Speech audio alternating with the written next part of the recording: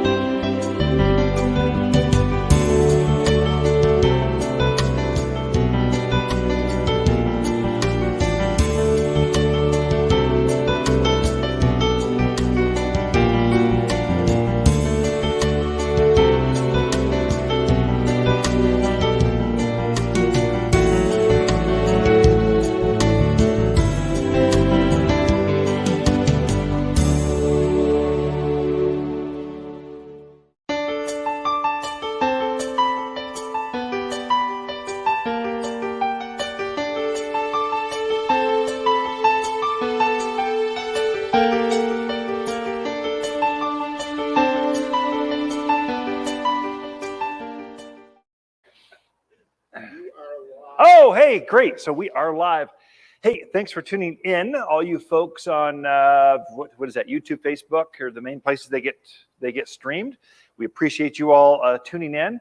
My name is, here we go, Ken Lane, and I own the Garden Center. So my wife and I are second generation owners of Waters Garden Center. Her father started Waters Garden Center back in 1962. So we're preparing right now. In 2022, we have our 60th anniversary. This is a big deal for companies.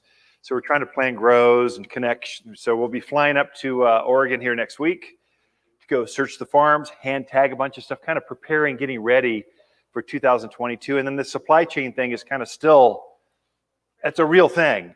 And so you got to go make sure you got the relationships. The person that shakes the hand of the farmer gets the trees.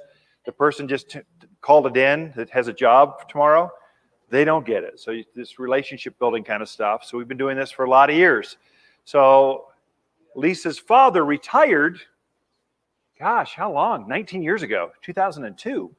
So Lisa and I came in and we've been running it since then. And now I've got 4 kids and we've got 4 kids working. So the third generation is also working. So truly a family business. We put on a big appearance, but really we're pretty small.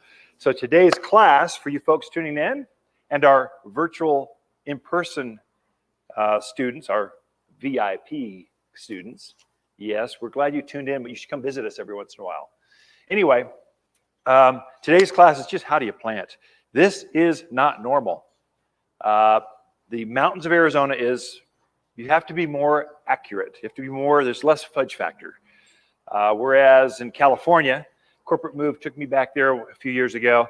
I could throw this microphone on the ground, it would start to grow. I mean, just so easy. You don't have to be a gardener in most parts of the country. You just got to get close and it'll just grow. Here, you got to be more accurate.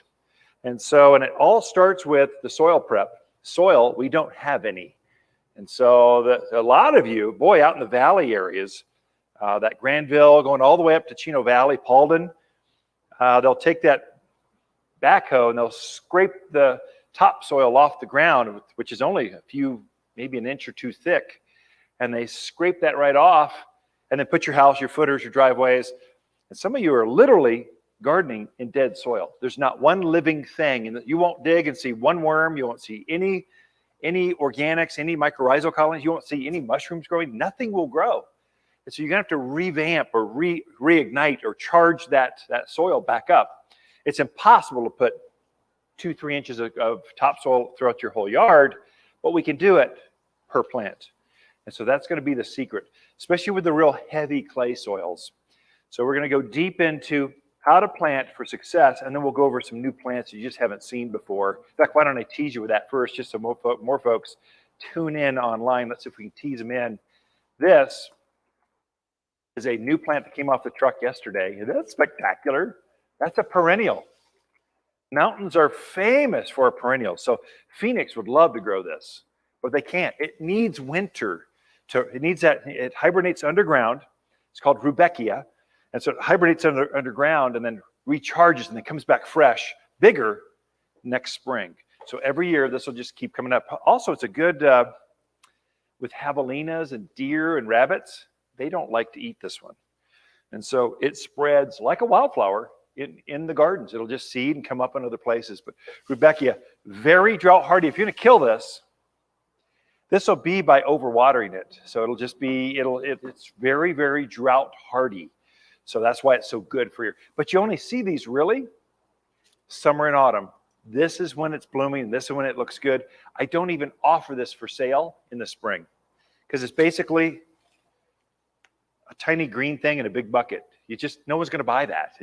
This is inspirational. So we save the crops until they're in full bloom and bring them in when they're show their best. So that's Rebekah. Great autumn. That's sun, more sun, more for flowers. Oh, so she's saying, she saw us merchandising this down in the lower greenhouse under the shade fabric. So these greenhouses, these are not practical for growing, and they're not for plants.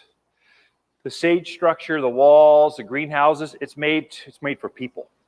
So you'll stay around longer and hopefully shop more and buy more. I mean, that's pretty much bottom line what it is. So this shade is not for the plants. This is 50% shade, so it's kind of healthy for the plants, but it takes the edge off of us because it gets hot out here. So full sun. Yeah, well, you're a regular. I love it that you've seen us migrate stuff. So now we've got all this summer sun stuff. We've displaced all the shade things. Now they're all up here. So they just kind of morphed around. So all the shade stuff's over there and all the sun stuff is down there. So thank you for noticing that we're moving plants around. So that's fully mature. Okay, so back on track. Here we go. Ready? How to plant. Let's just go over. Let's take this plant here. It's a bigger plant. This is a golden Theodore Cedar. I probably got to put this on the ground, huh? Can you see that on the camera for the folks? That's okay. So the Theodore Cedar does really, really well here. You will see stunning, I mean, some of the prettiest Theodore Cedars in the country grow right here. It loves the cold nights, bright days, the seasonality, the dryness. This plant gets really big. And so the regular Theodore Cedars, the ones that are more blue color, they're monsters. They get up 60, 70 feet tall, 25 feet wide, straight as an arrow trunk that goes to the moon, and big swooping branches. This is a newer variety that just came in. This is a golden Theodore Cedar. So if you're in the chaparral areas where you've got a lot of oaks, a lot of the native blue stuff, Arizona cypress, junipers, sometimes more blue is not a design element. Sometimes you need a contrasting color, and this golden color really pops when you've got different backgrounds of our native blues, but it's equally as drought hardy. This is so drought hardy that if you kill it, it'll be from overwatering. If you're from Seattle and you're in the mode of, some of you aren't gardeners, you got a habit called watering. You're waterers. You love going out with your coffee in the morning, grabbing the hose and watering the plants or turning the cycle of the system on every day. This will not like watering every day. It will die for sure. Just 3 or 4 weeks of watering every day, this thing will start to collapse on you. It'll be a slow, progressive, and the symptom, let me just tell you what that looks like. The leaves, the needles here, or the leaves, you know what the plant is, they'll start to turn brown at the tips. They'll start to feed back, and it looks like it's almost drying out. And what happens is, when you're watering all the time, the roots need oxygen. They have to have, if you fill all those air pockets up with water molecules, and this thing can't breathe, it'll start to slowly look like it's drying up. And it's what's happening is the root structure that was there is starting to rot off. And so the root mass that supports this plant rots and becomes smaller and smaller and smaller. And so the plant doesn't have enough roots to keep this entire structure alive. And so it literally dies from lack of water because you overwatered, because the roots rotted off. Didn't have enough roots. It almost has the same exact appearance of the plant is too dry. In that case, the roots dry off. They literally, the root mass shrinks because the root hairs start to dry up and wither away. And so the same symptoms show up. The leaves start to go brown at the tips. They start to feed back. The tips will start to shrink on you. And it tricks you into thinking, oh, I should water it even more. No, we need to let it breathe. So about once a week watering, perfect for this. In fact, let's give you a few handouts, shall we? So I know we got to cover water guides. I know we have to cover, did I bring my business cards? I know I did, didn't I? Let's give a planting guide. This has both. So take some this way, kind of take it back and pass it that way. We'll give some to you. This is what we're going to go in depth with right here. And you folks online, if you were here, I'd give you a personal copy. But you're not. You're sitting behind that screen. And hopefully you got a hot cup of coffee sitting there enjoying my presentation. But we'll post this online. Look at the links down below and we can actually get this copy to you. Also, I'm going to pass this around. Let's go this way. I'm going to send all of this information digitally in a PDF format for you, including I created a handout for contractors. So we used to do planting. We no longer plant for folks, but we have contractors that do that for you. And it's a spec sheet. This is how you plant a water plant. This is how many emitters you need for each size. It's very simplified for gardeners and landscapers.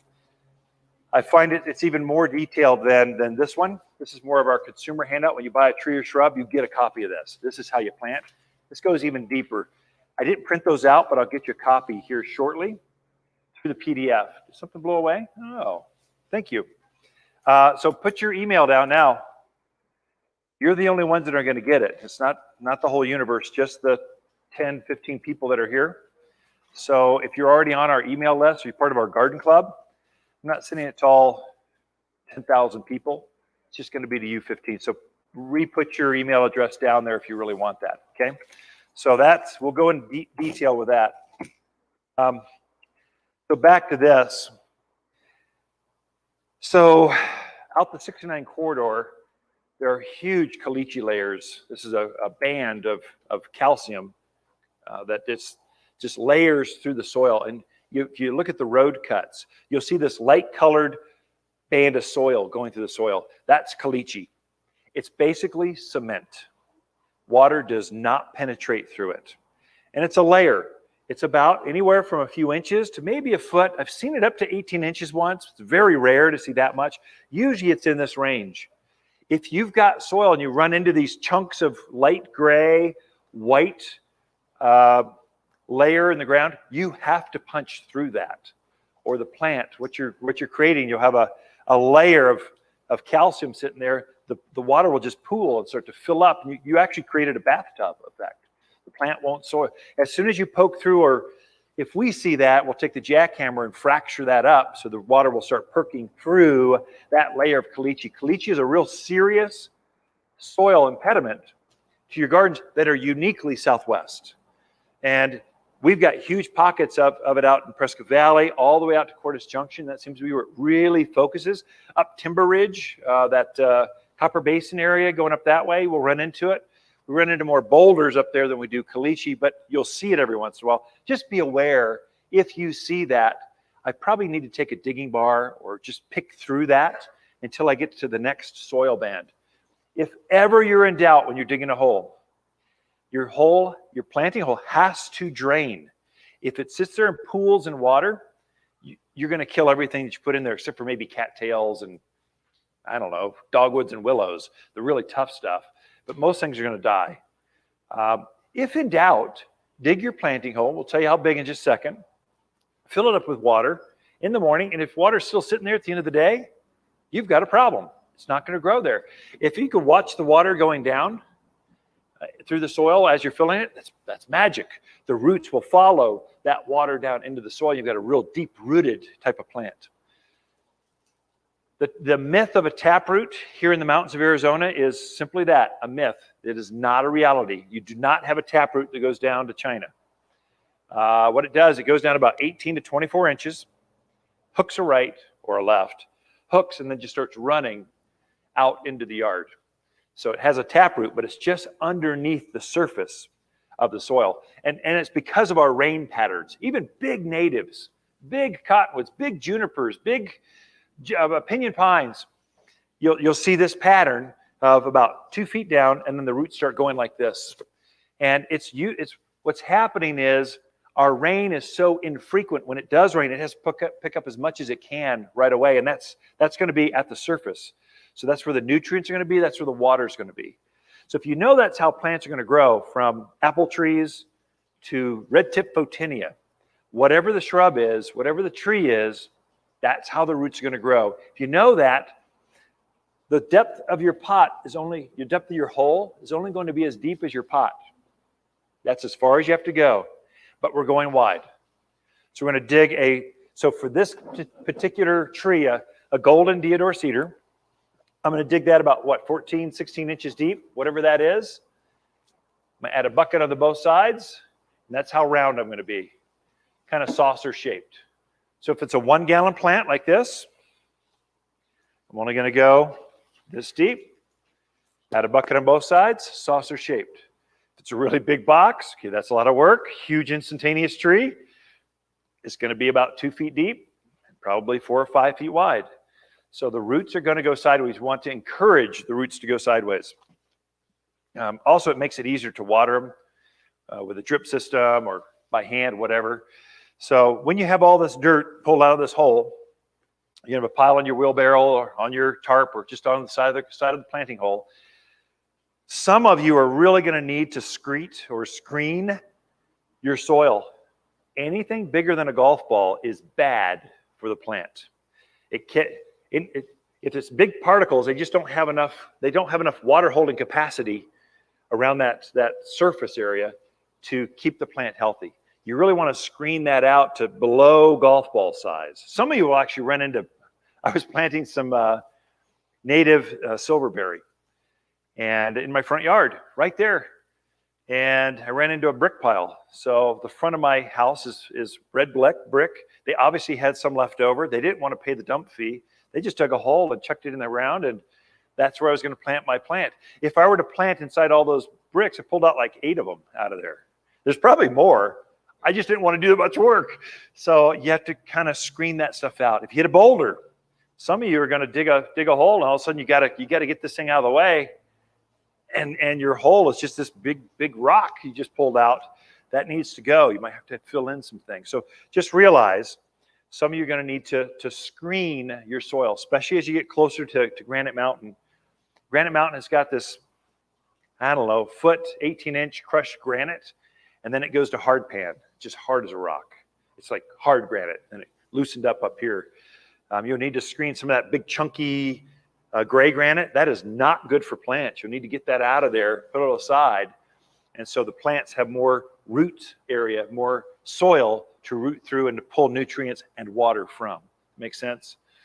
Now, when you screen that, you want to add some organics. So this thing has only known this soil for its entire life. This rich, fast-growing, perfect growing environment.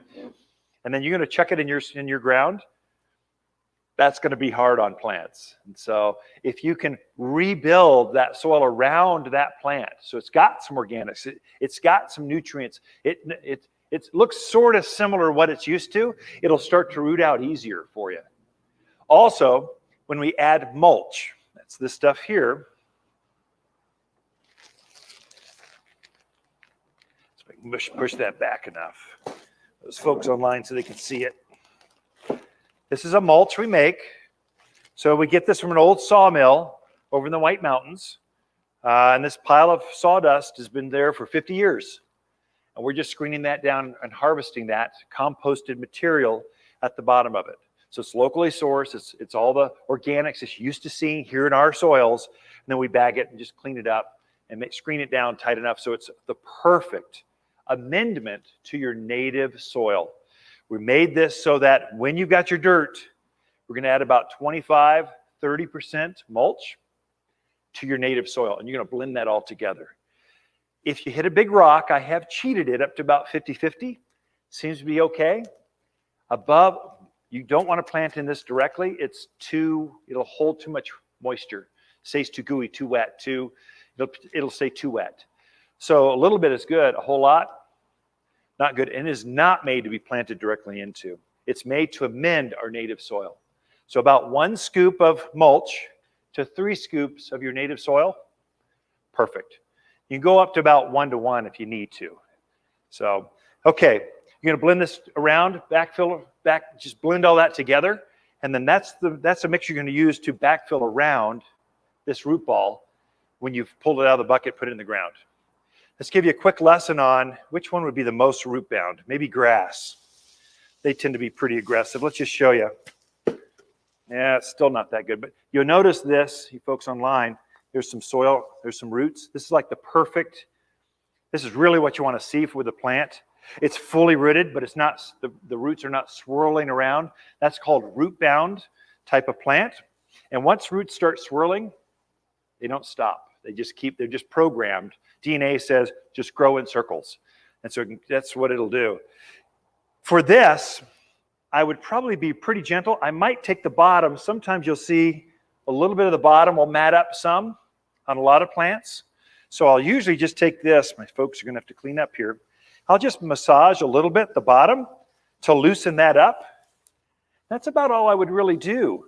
If it's really heavy on the side, really root bound, so sometimes cottonwoods, sometimes aspens, apples, they're really fast growers. Sometimes you'll see a root kind of starting to swirl. So I might just take a razor blade or cut the roots, or root prune is what they call that, the sides. But usually this is enough for a tomato plant. This is enough for a grass, enough for most trees. Just massage it, and that's what I'm going to put in the ground.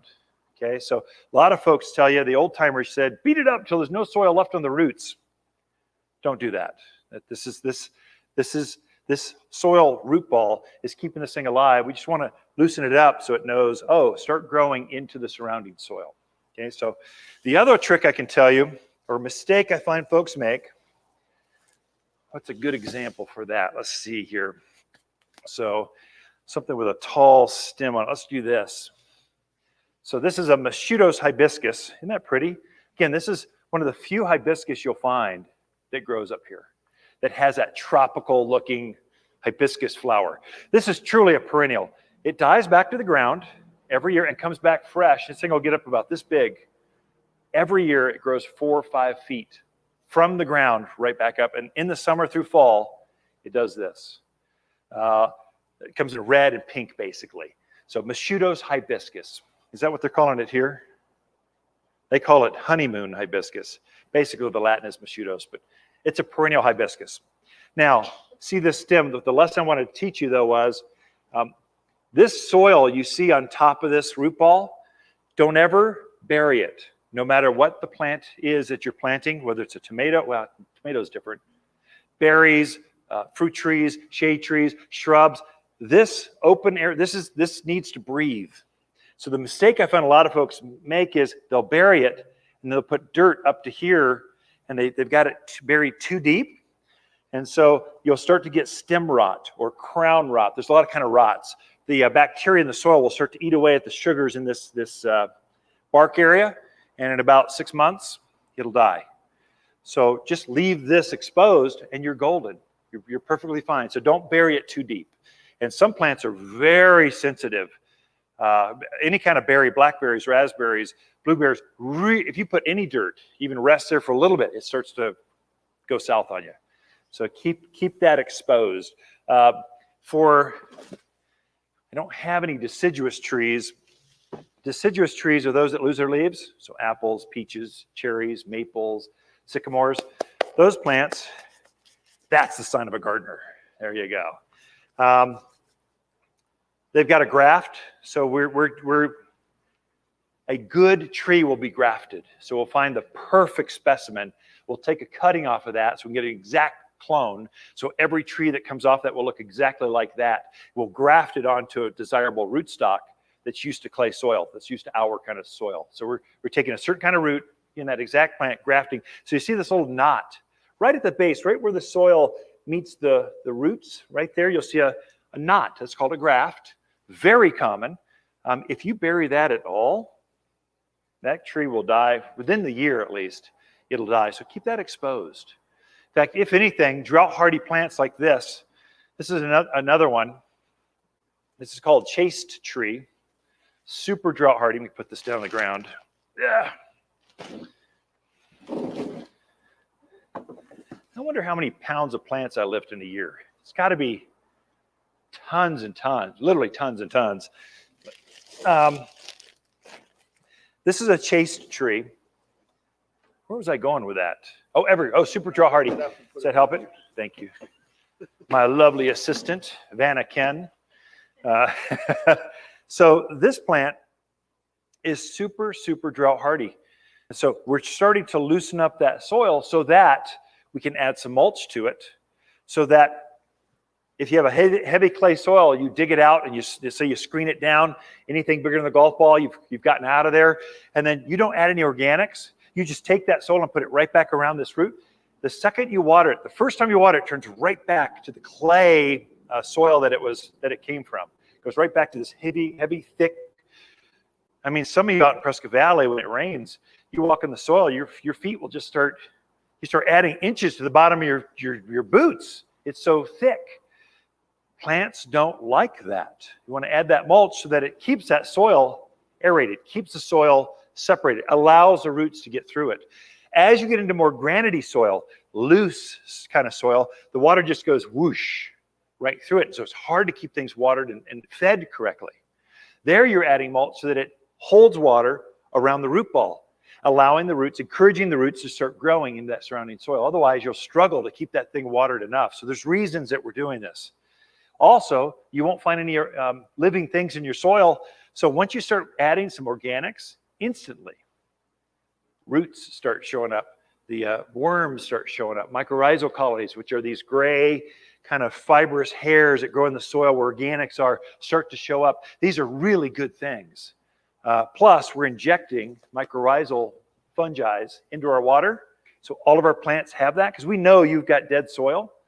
We're purposely front-loading this plant so it goes into, so we can repopulate, recolonize your gardens with mycorrhizal colonies. These are how do you explain that?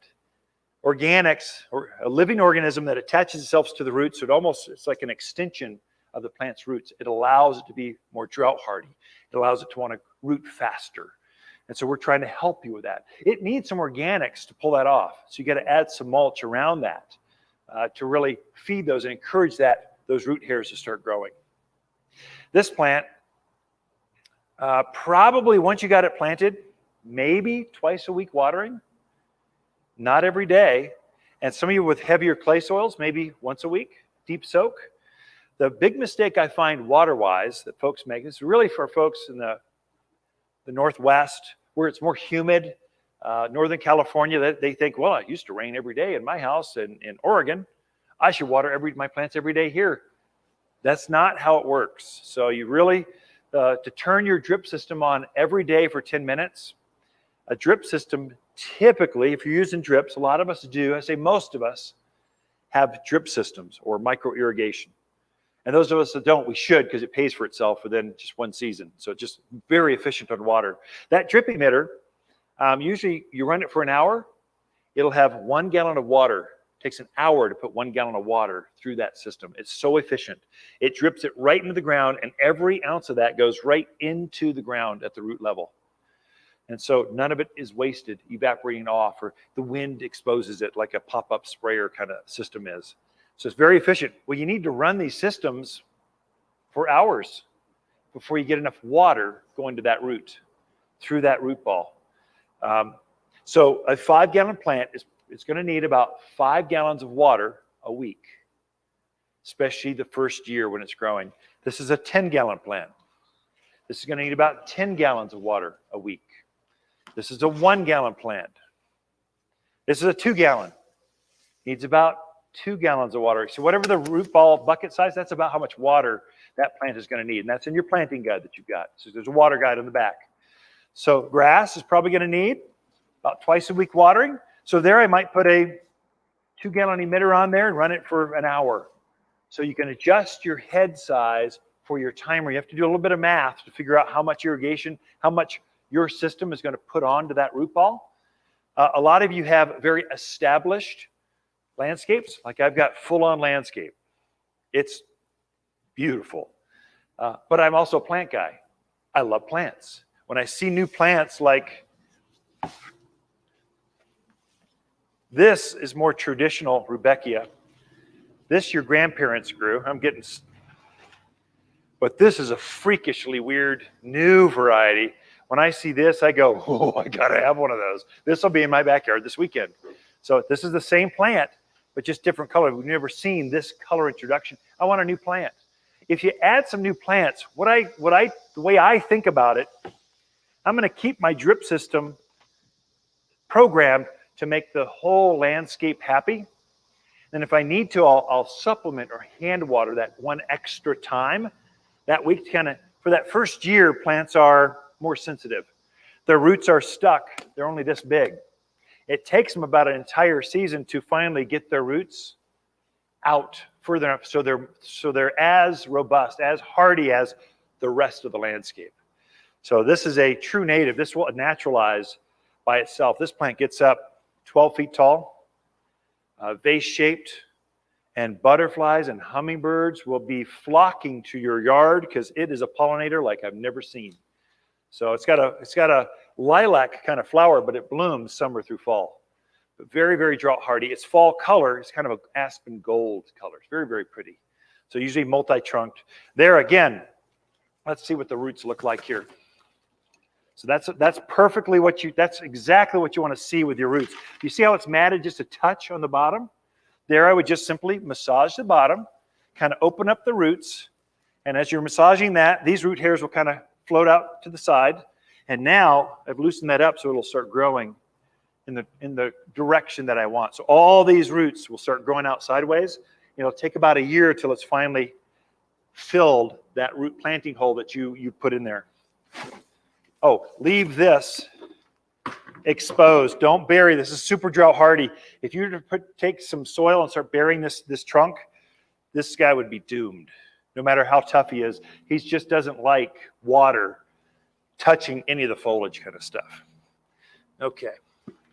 When I got it all planted, so twice a week watering for new plants, once a week watering for established plants.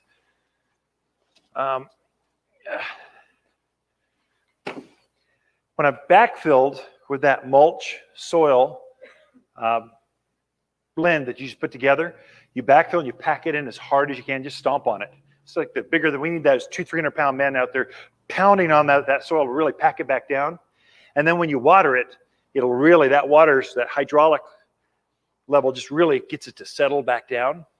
You want it to be at ground level or maybe even a little above ground level. That root ball should not be below grade. If it is, we'll have a wet season like we had this year. So we've got reports of 7-8 inches of rain in people's backyards. It's substantial. If you've got a divot and you're getting rain, a couple times a week, plus your drip system, that plant will literally drown to death. It's getting too much moisture. That's what they tell you to do down in Phoenix. This is the curse of having Phoenix tell us how to garden, or U of A as our university extension ag information. We don't listen to everything the desert folks tell us to do. And one thing they do is planting a divot helps us rain harvest. It'll help us water things. Well, when it's 110 degrees out and it's midnight, you can maybe get away with that. But up here in God's country, we don't like living like that. That's why we're up here. It's cool at night. So the plants will tend to rot on you. So if you've got a whole bunch of moisture underneath this at night, afternoon rains, your fungal issues, molds, leaf spots, diseases start to run rampant on the plants because they're staying too moist. You really want that root to dry out, especially in the evening. So when you're watering, do not water at night. That's another curse they give us from Phoenix. You water in the morning. Water pre-dawn. Water at 1 o'clock in the morning is better than 1 o'clock in the afternoon. Hydrate plants before the heat of the day. They'll go through the heat better that way. So I tend to water all of my entire landscape before 8 o'clock in the morning. So I just have it programmed. It starts about 5 o'clock in the morning. It just starts rotating during the growing season. In the winter, I change that. When it's only 25 degrees out and it's like January, you don't want to be watering in the morning. Usually I'll change that and I'll tweak it to middle of the day. So because it's never freezing here in the middle of the day. Even in January, it's still going to get to 45, 50 degrees during the day. It's just we have these 40-degree swings because it's going to be 19 tonight. So I'll change it. But during the growing season, basically April through November, that's the season. Early morning, hydrate plants usually once a week. Brand new plants twice a week. Does it make sense? Good. Okay. Water. Now you know how to backfill, get that going. When you get all done, take a handful of this, all-purpose plant food, and sprinkle it on top of the soil. There's two philosophies that always come up. Should I add this to the soil or should I put it on top? It doesn't matter. Whatever's easiest for you. I just find I blend my soil, backfill. I'm trying to get this thing in the ground fast. And then I'll take this handful and I'll sprinkle it on top. As the water hits this fertilizer, for the next 3 months, it'll just release a little bit of food. Just enough for that plant, but it's not so harsh that it can burn or stunt plant. Don't use synthetic fertilizers on new plants. It's too harsh. It releases too fast. Organics are far better.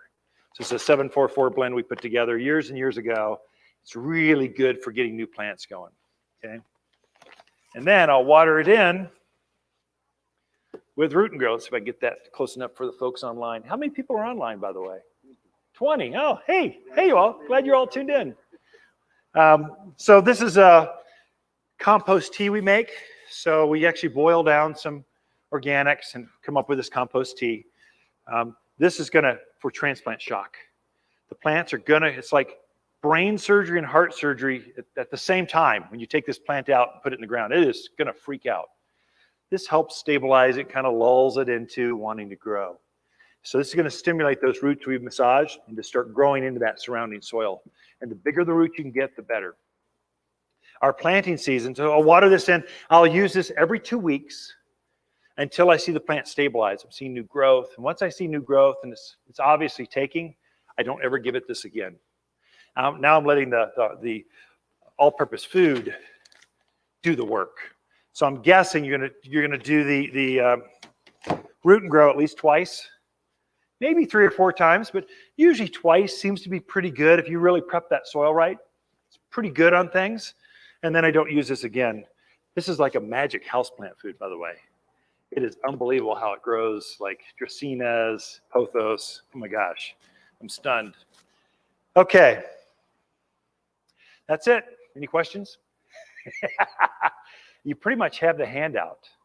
So we're digging our hole, same depth, same width, or 3 times the width.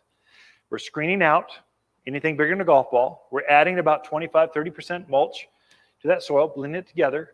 We're using that to backfill around the roots. Then we're sprinkling some all-purpose plant food on the surface. And then we're watering in every 2 weeks with root and grow until we see it stabilized. And that's how you plant. Trees. You do need to stake trees. We are windy. You're gonna need to stake trees or they will start growing to the northeast. You'll just see them leaning to the northeast. We have this prevailing southwest wind that keeps coming at us.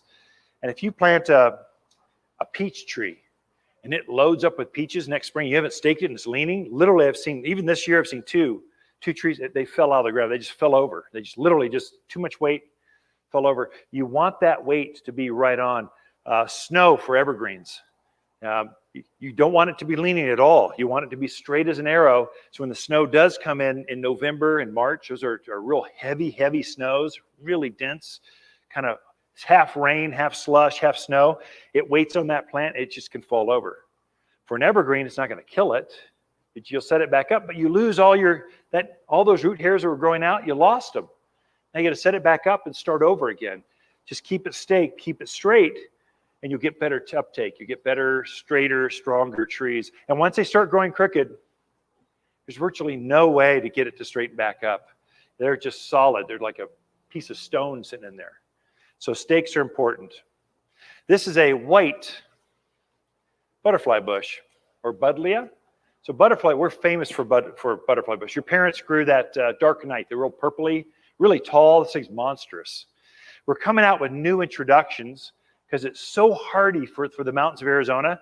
And butterflies truly, truly do like butterfly bush, thus the name. White's super unusual, and we're introducing a whole series of dwarfed varieties. So now you don't have this 12-foot beast sitting there taking over the patio. You can get them where they just stay chest high.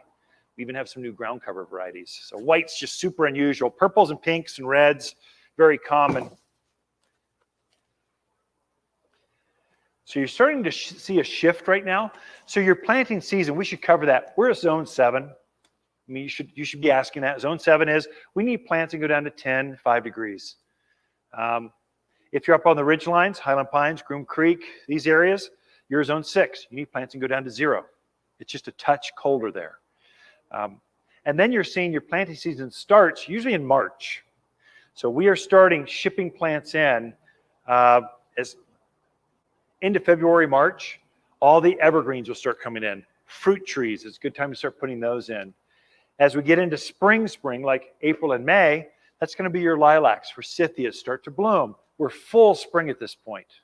Right now we're in the summer season. So summer's the crepe myrtles, the hibiscus I just showed you, a butterfly bush, all the things that love the summer. Chase tree, most of your natives look their best in the summer.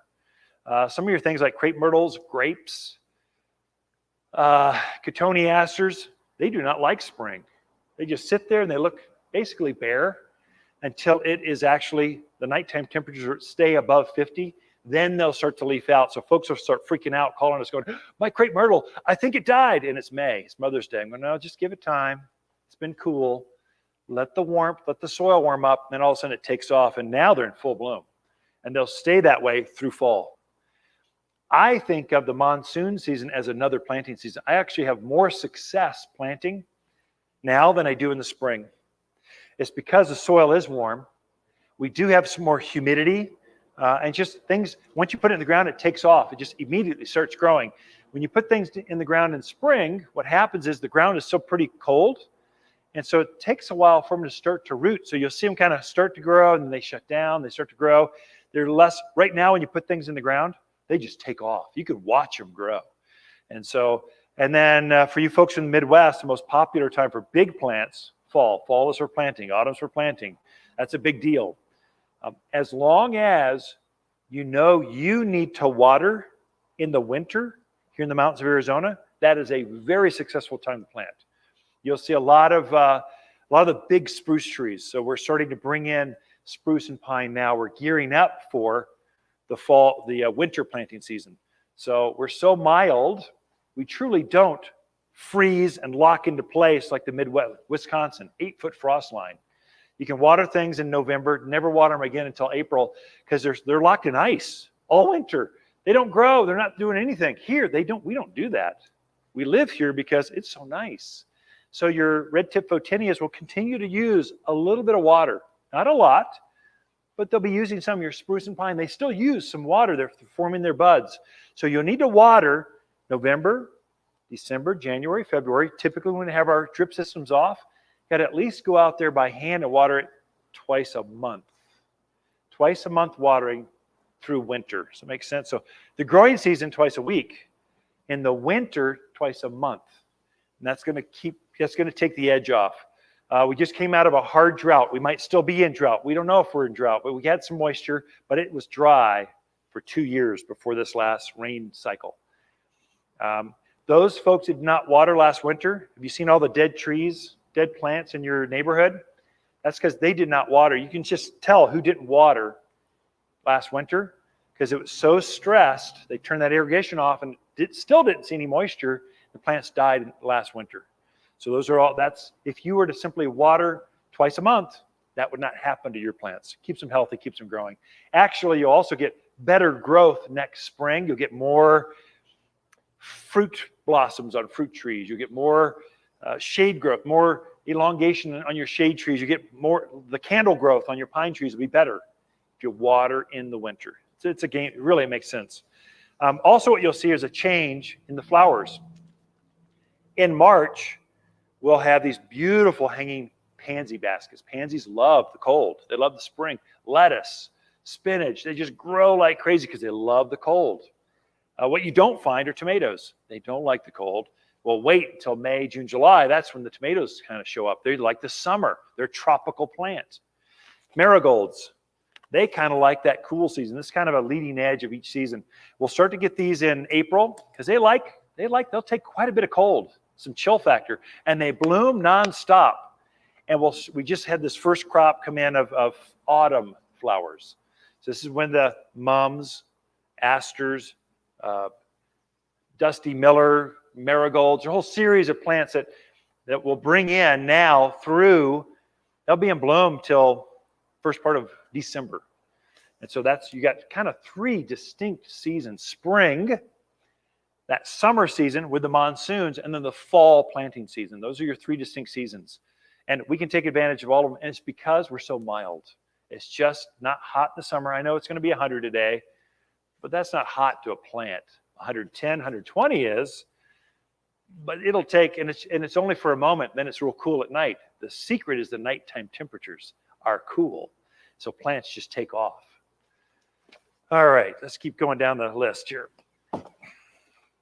Sedums. We don't grow a lot of cacti here, but we grow magnificent yuccas, agaves, sedums. Sedums are sort of like cacti. They're real fleshy type of foliage. Holds a lot of moisture, so it makes them very drought hardy. Rock gardens, that kind of stuff. Patios where it just hardly gets any moisture. This is a great little plant. This is called Autumn Joy. I brought this one because I know I was talking to gardeners. Usually this has a blue-green foliage, grows up about this tall. And in the autumn, it has this beautiful autumn pink flower to it. It's very unusual to see this purple color. Same pink flower on a purple foliage is very stunning and very drought hardy, very tough perennial plant for here. Gone over that one, that one, that one. This is, I showed the roots, but I didn't tell you what the plant was. Grasses do really well. Japanese silvergrass, striped grass, zebra grass, pampas grass. That's the big one with those great big plumes on them. They'll start blooming here probably next month, and they'll keep those plumes on them until the end of the year, till our first heavy snow in January. They kind of fall over. That's when I cut them back. But grasses grow really, really well here, better than other parts of the country. And they're as tough as any shrub or tree you'd put out there. So you treat this not like a flower.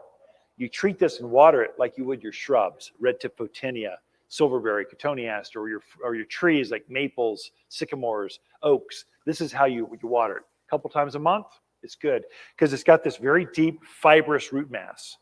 So we even have some natives called bear grass. It's an evergreen grass, bear like B-E-A-R. Bear grass does really, really well here. And it grows wild. All those grasses out in the valley areas, that's all bear grass. So once you get it established, in fact, those I plant, I don't even put them on my drip system.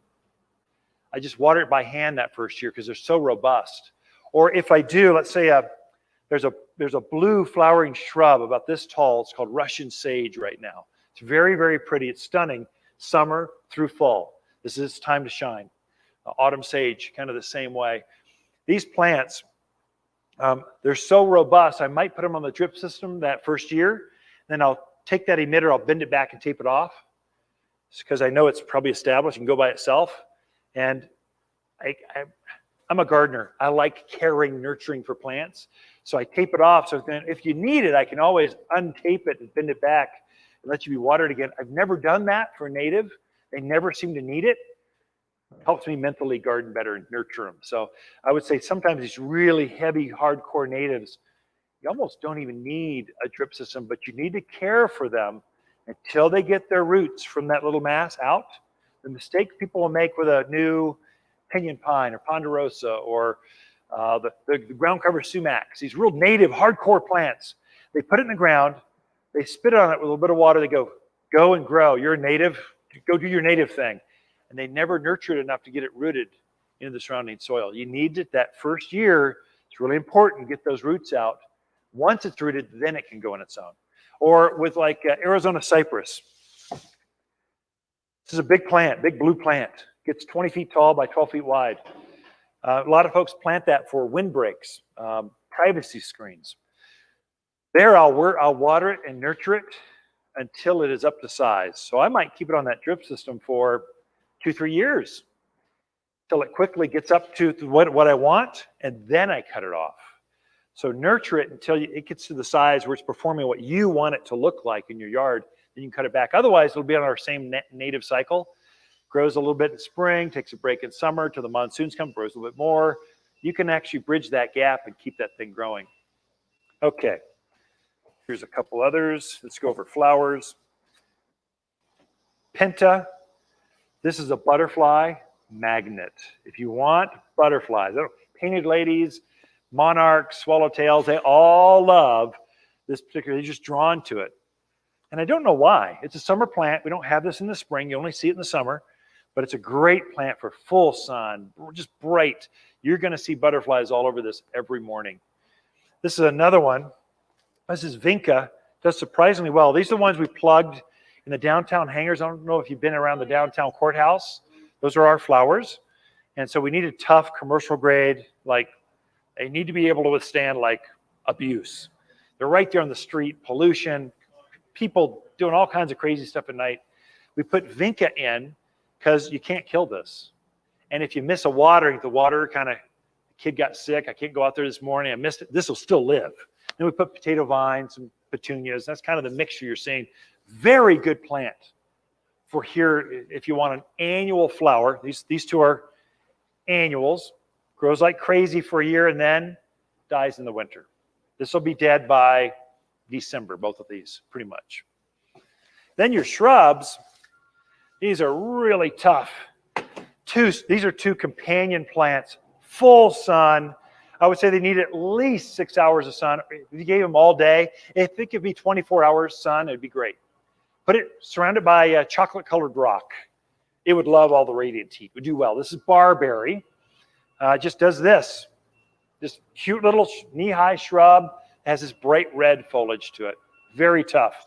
And then I don't think junipers get enough credit. I'm allergic to junipers. This doesn't have pollen. It's too small. But you can't, this is where native juniper forests are huge here. You know they do really well. All junipers are going to do well for you here.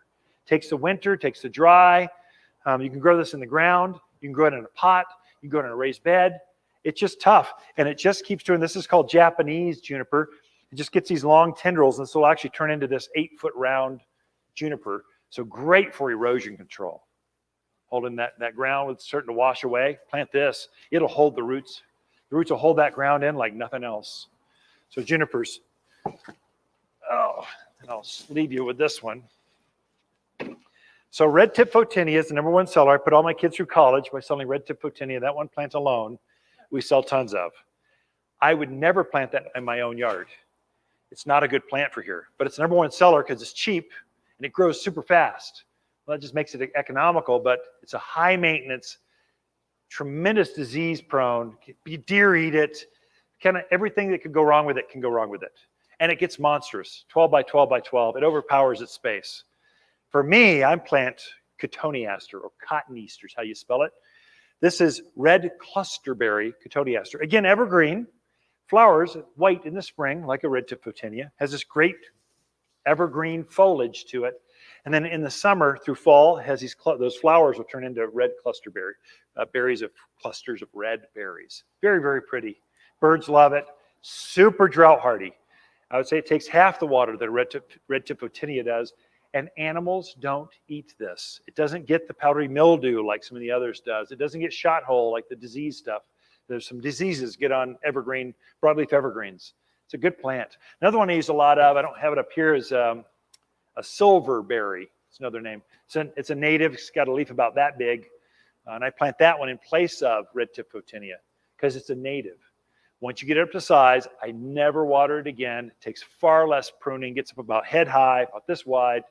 It's just perfect for privacy screens, that kind of stuff.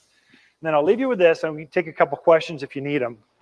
I'll just let you see the comparison because I didn't know they brought one of these up to me. Oh, there's a juniper. Let's compare the three. Let's put that right in the middle so those folks online can see. And then this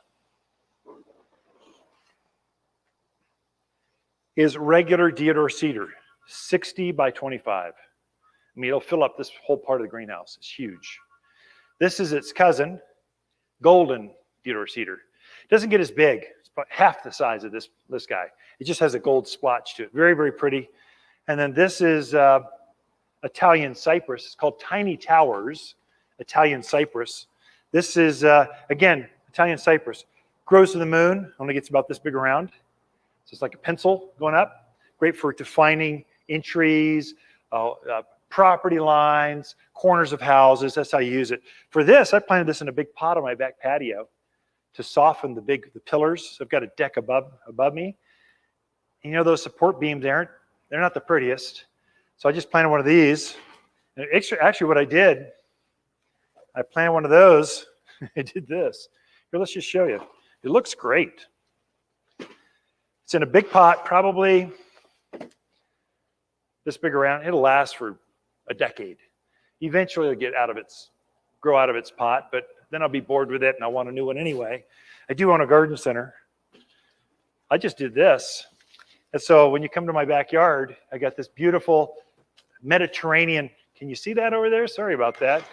Mediterranean plant with these beautiful flowers, and everyone comments about it, going, oh my gosh, that's so pretty. Butterflies are coming in. So you can always, in gardening, you can have your cake and eat it too. On the side, so we're just shy of an hour. What's that? Yeah, thank you.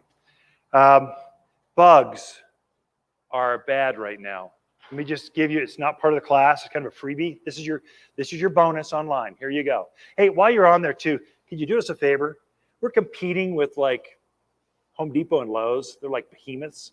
They're not our friends. They want ill for us. We want ill for them.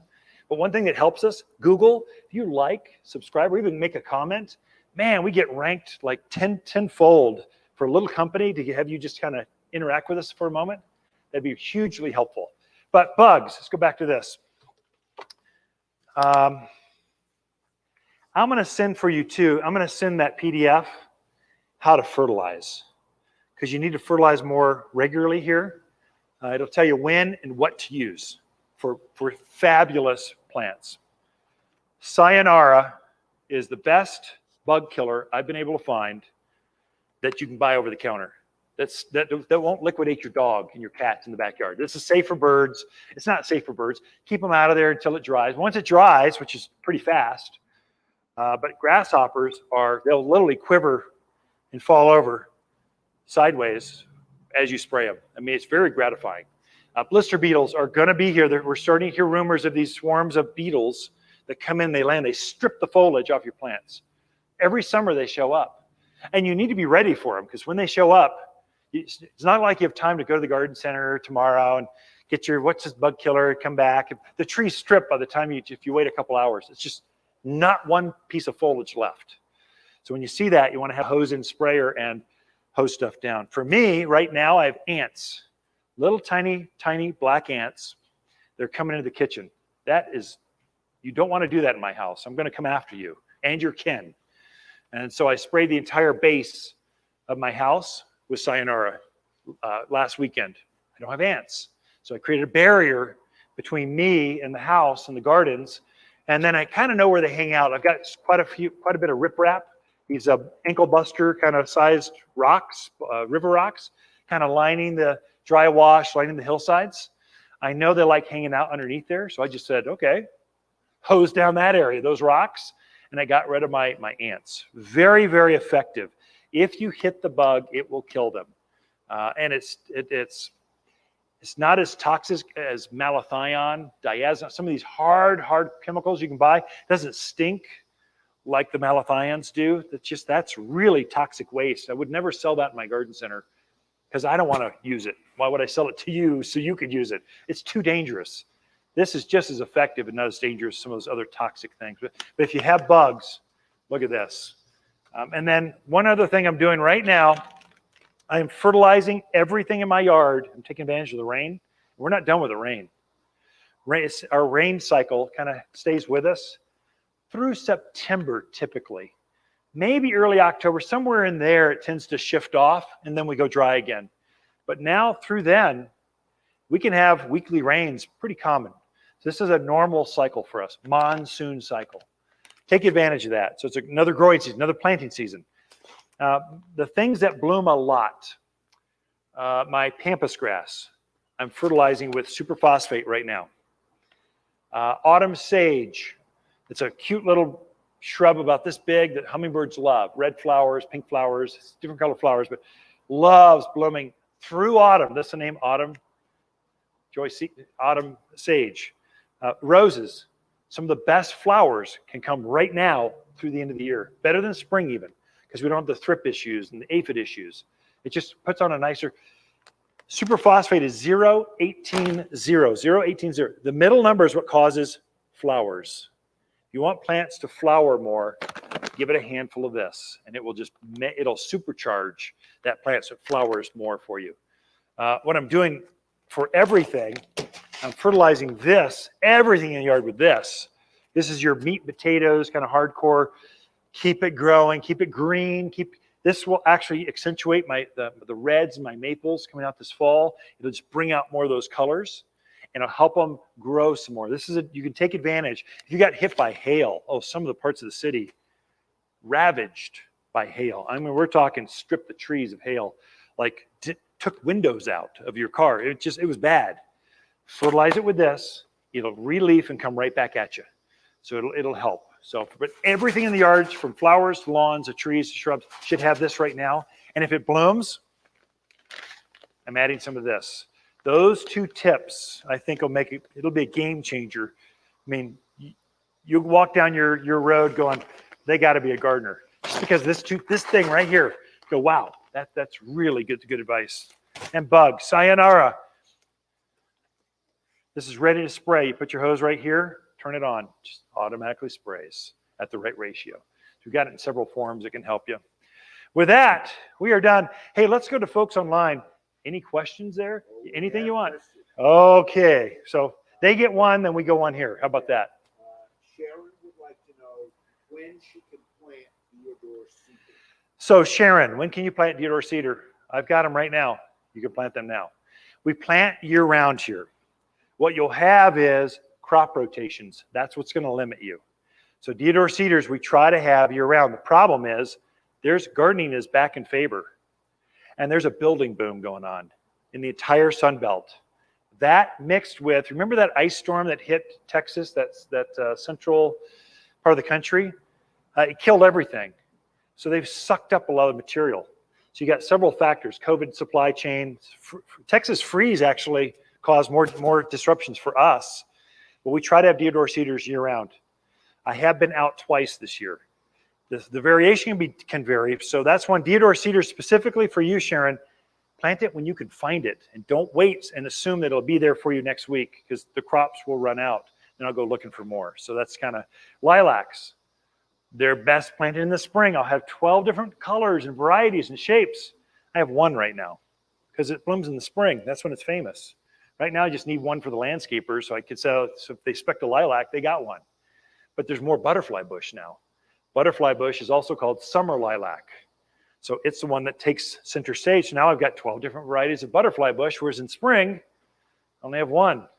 So the landscapers can spec one butterfly bush, and it's there if they need it.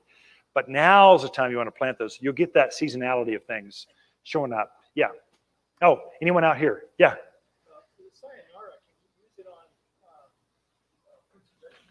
This is rated for fruits and vegetables. Yes. Read the labels. What I legally have to tell you is yes, read the label. But yes, yeah, absolutely. What else? Anything online, Ken? No. What? Our old friend Morris. Yeah. Good. Hey, Morris. Morris would like to know, what about using gypsum? Oh, sure. Morris, hey, good to have you back, buddy. So, yeah, gypsum. So, I think gypsum gets too much credit. I mean, if you read the bag, it says it liquefies rock. It doesn't do that. What gypsum truly does is our water is very heavy in minerals. And so that ring that shows up in your bathtub or your sink and spotting, that also builds up in the soil, and it'll clog the soil up. So what gypsum does, it helps to flush those minerals out of the soil. It doesn't actually increase drainage. Some folks say put gypsum in the bottom of your hole, it'll keep it draining. it won't really do that. It won't help. It adds some calcium. That's good for fruit trees, tomatoes, but it really doesn't. The only way to truly get drainage in your soil, gypsum's not going to do it, is add mulch. Mulch changes the structure of the soil so it can't go back into that clay form better than gypsum ever dreamed of. So mulch is your secret, I think, more. So gypsum cannot hurt. It can only help. So if you're a gypsum person, go for it. I got lots of it, but I don't use it myself. That's why I don't mention it here in the class. Yes? So when you're planting trees, the best thing to use is mulch, not potting soil. So potting soil, I thought I would bring this, but I'm glad you brought it up. Potting soil. Can I get that? Can you see that? Get down on the ground. Potting soil is more expensive because it has a lot more ingredients in it. The recipe, this is our own recipe. It's like a cookie recipe. Soils are there's a razor's edge of does it stay moist but drain, and especially in a dry climate. This one we've made, we've been tweaking for a lot of years. This is made to put directly into pots and plant directly into. So when I said I planted my Italian cypress with some flowers around it, this is what I put in the pot and I planted directly in it. But in the ground, this is kind of overkill. Yes, it would be great. Well, why spend $4 extra or $5 extra for this when you get that and it's just as effective? In the ground, quantity is more than quality. You just need a lot of it to fill up that entire root ball. Surrounding soil with mulch, food, soil mixture. So yeah, that's for in the ground. This is for in raised beds containers. Oh, the food? Yeah, we do have bigger bags with both exactly the same thing. So, but some people want houseplant, little tiny garden size, but most folks will use the bigger bagged size. Yeah, good question. Online? Morris wanted to know about vitamin B. Oh, B. Okay, sure. I can do that quick lesson. So B1. So your grandparents used B1. Give it B1. Dip your hat. Put B1 on your hair, on your head. It'll start to grow hair. Put B1. Dip the roots. It'll start to grow roots. B1. Save stress. B1. B1 actually doesn't do anything. We saw university testing between B1, water, and there was no difference. It changes the pH a little bit, but it's just water in a bottle. So we stopped selling that probably 15 years ago. As soon as we saw that testing, we went, that's not right. I'm not selling that. So that's when we made this. This is actually compost tea. When you look at it, it looks like molasses. It has kind of an organic smell to it. The plants love organic smell. So this is replacing B1, Morris. It's far better. And this actually will grow additional root hairs. If you've got plants that are really stressed out, they were beat up by hail, the leaves just really took it in the chin with this heat. You missed a watering one time. It got some brown tips. Give it a couple doses of this. It'll juice it up. It'll start releafing just like that. So this actually helps stressed out plants, but it's made for transplant shock. So good question, Morris. Thank you. Anyone else in here? Yes. Yeah.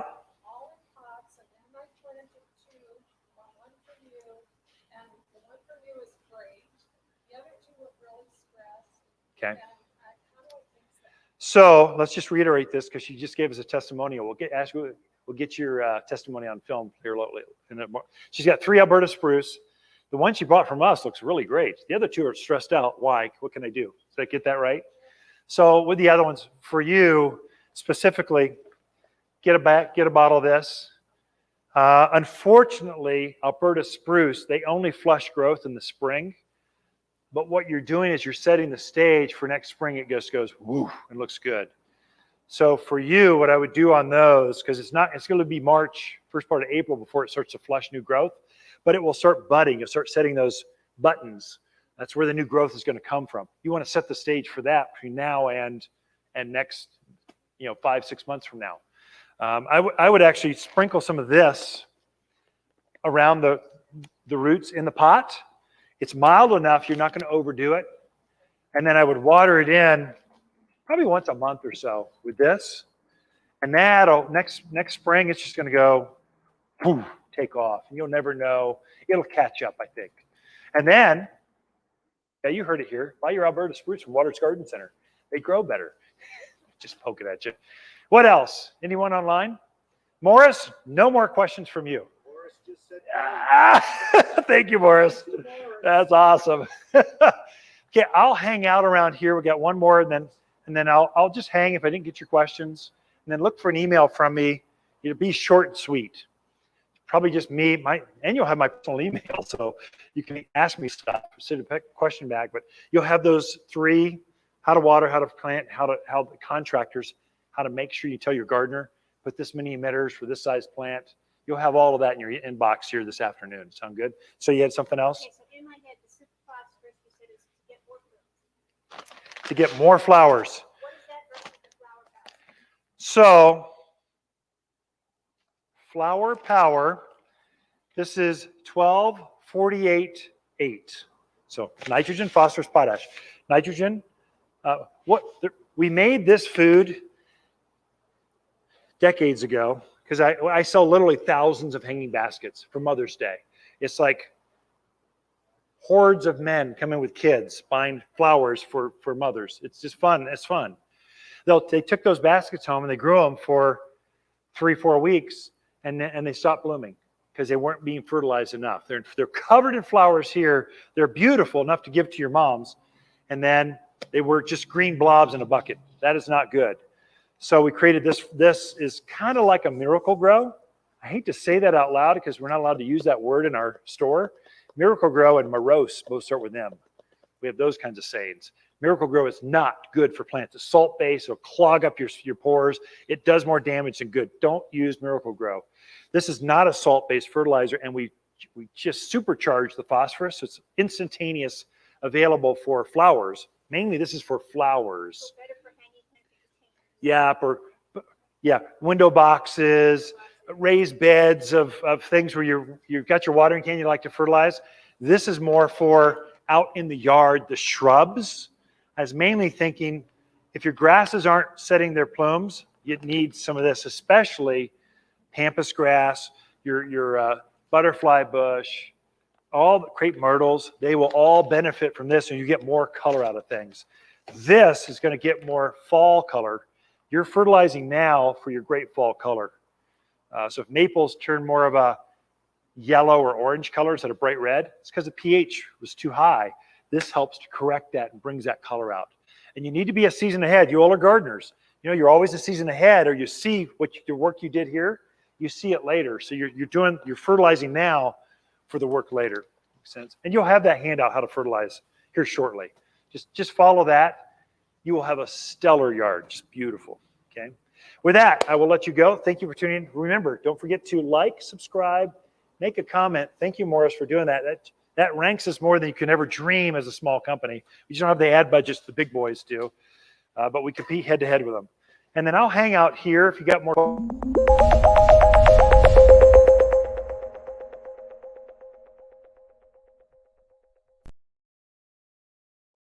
Let's get these where they won't fall out of the way.